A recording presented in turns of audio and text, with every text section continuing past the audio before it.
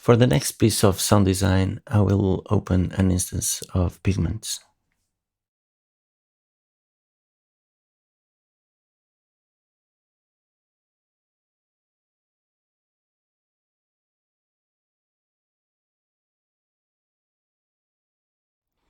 I will, as usual, initialize the patch and use this in sample mode. We can have a piano.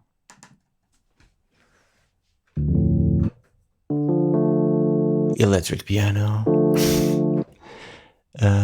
But we don't want this strength here. It's more soft, like this. Okay. So I'm gonna put the filter in bandpass.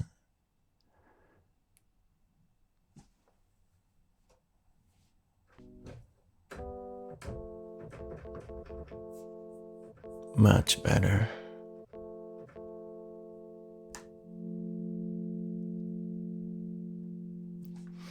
What I'm tweaking here, the filter mix, turn to the left, I send the signal only into filter 1. And then with the filter routing, I can decide if the filter is working in sequence, meaning filter number 2 will come after filter number 1, or if they act in parallel in a way that the signal can be treated independent on each filter. Let's try that. So I sent the filter mix to 50%, so it goes both ways. In one, I have a bandpass filter filtering the signal. This is the signal bandpassed, and now I'm adding the second filter. And here I'm gonna introduce comb filtering. And oh, this is so nice. It is nice when we can develop some movement, tweaking this parameter into our sound.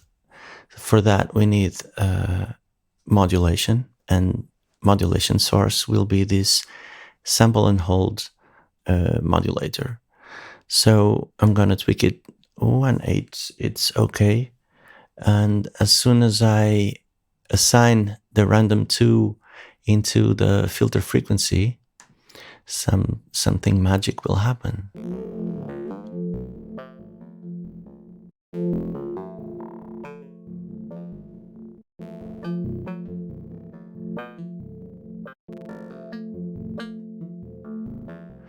But this way, I am feeding, they are in serial mode, the filters, so I'm feeding the signal from filter 1 into filter 2. But here I have the same source sending to both filters, so I might as well put them as parallel so they get independent.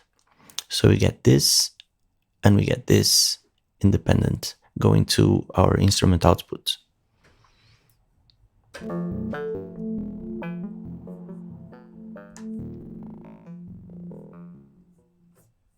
Let's listen to this in context.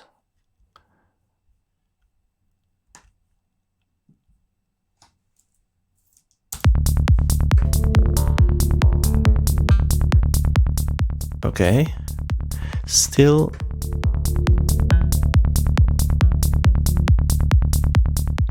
a bit static. Let me insert some MIDI notes here, and then we tweak the sound a little more.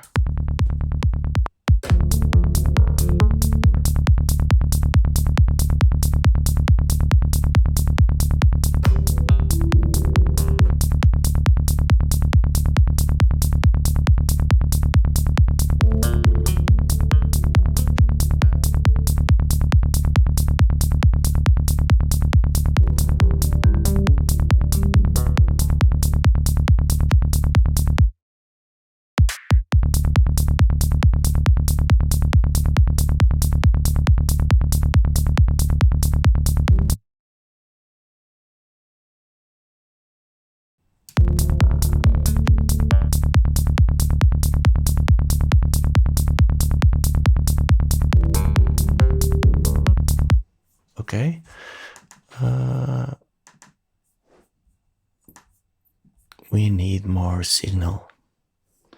But from which? I'm gonna increase the signal which has the modulation. There you go.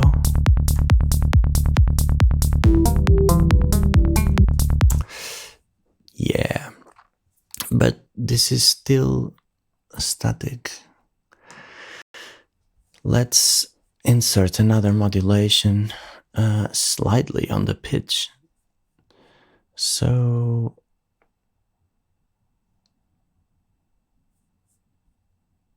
yeah, our function 1 in 8 bars is going to modulate the coarse pitch of the entire engine. Function 1, do not mistake with something you might know.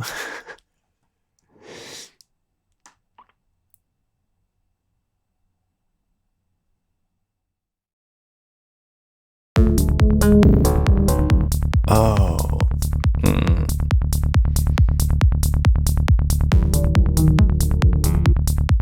Okay, I like this. We can use the same modulation, just a tiny bit on the frequency to make it move even more alongside with the pitch.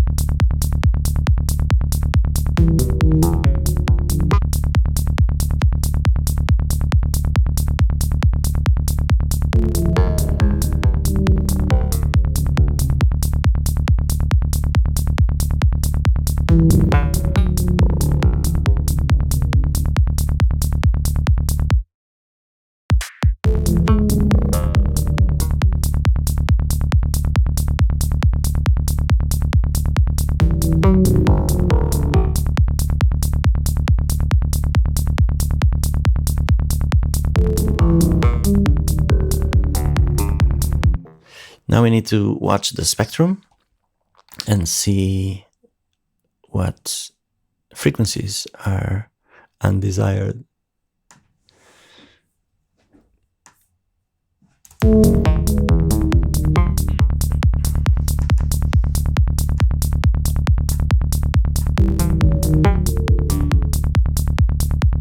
I don't want anything below this.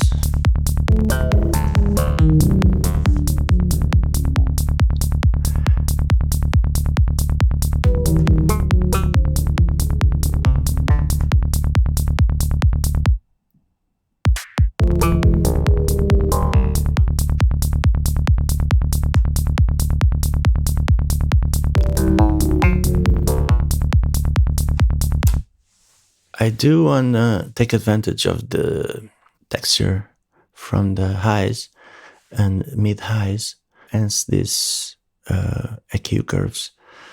Everything is subjective to be changed afterwards. We should go slowly and always rearranging stuff to fit with each other.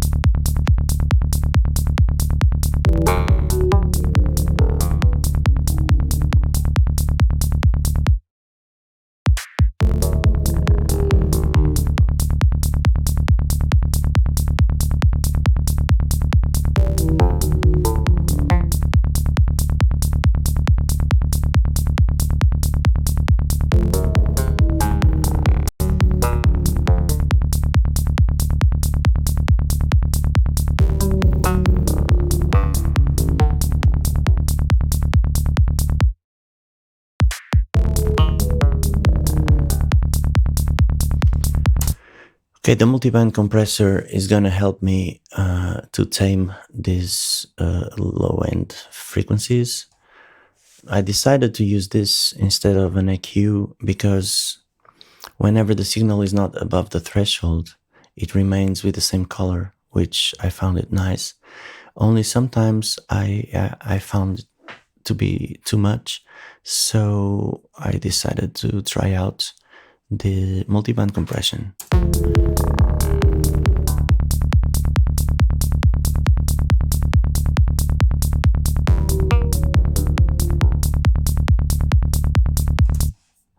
And I'm pretty happy on the headphones with the results. So now we need a room.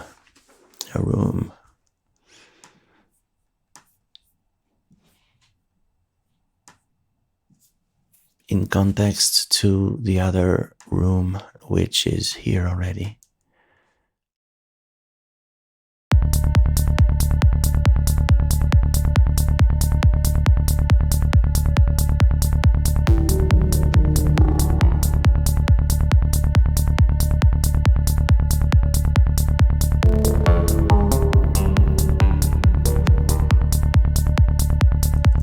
I do not want the low end in the reverb, so I will set the low gain into the lowest possible I can, knowing that it will affect the frequencies below what I pick here.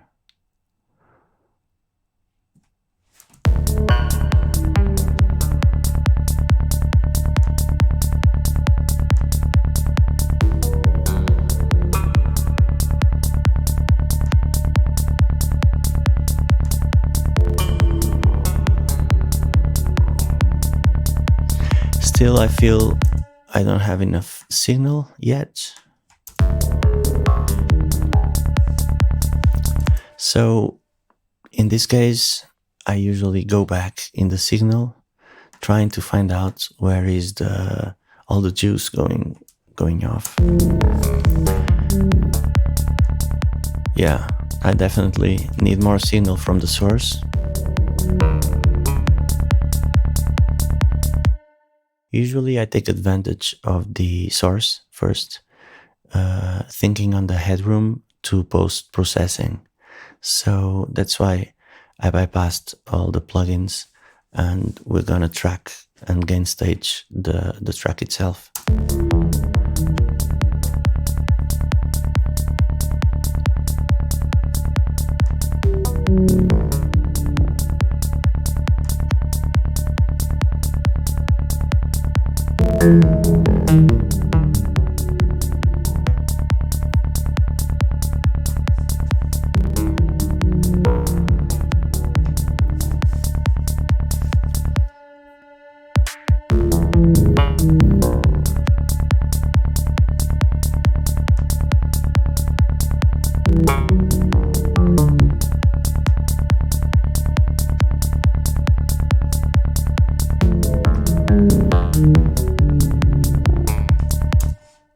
Okay, obviously that now that we did this, our compressor is gonna act differently because we settled the threshold to a level based on the signal we had, and now it's different, so we must tweak that again.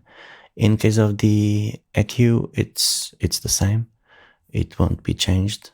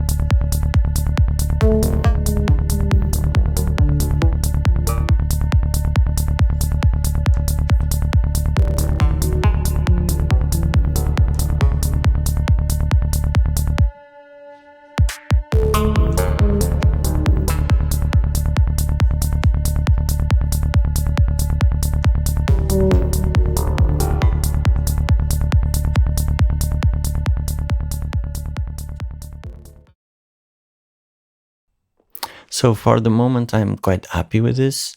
Of course, it's always subject to be changed. And this would be the time where I would move to another sound.